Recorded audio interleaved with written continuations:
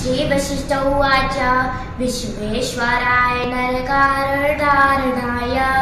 कर्णाभृताय शशिशेखरधारणाय कर्पूरकण्ठज्वलाय जटाधराय दारेन्द्रदुःखनाय नमः शिवाय गौरीप्रियाय निशललाधराय कालान्तकाय भुजगकञ्जजाय गंगाधराय गजराजविमर्दनाय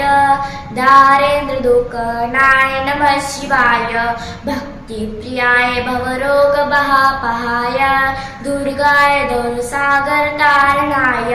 ज्योतिर्मयाय गुरुणाभृत्तिकाय दारेन्द्रदुःखनाय नमः शिवाय चर्मामराय सबभस्म विलेपनाय भालेक्षणाय मणिकुण्डलमण्डिताय मञ्जीरपादुगलाय जटाधराय दारेन्द्रदुःखनाय नमः शिवाय पञ्चाननाय परिधाजविभूषणाय हेमाचुकाय भुवनत्रयमण्डिताय आनन्दभूमिवरदाय तमोमयाय दारेन्द्रदुःखनाय नमः शिवाय भानुप्रियाय भवसागरतारणाय कालान्तकाय कमलासनपूजिताय नेत्रत्रयाय शुभलक्षणलक्षिताय दारेन्द्रदुःखनाय नमः शिवाय रामप्रियाय रघुनाथवरप्रदाय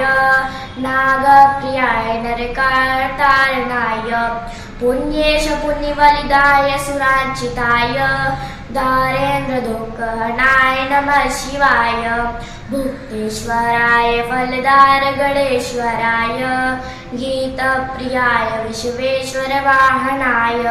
मार्तण्डचन्द्रवसनाय महेश्वराय दारेन्द्रदुःखनाय नमः शिवाय श्री गणेशाय नमः।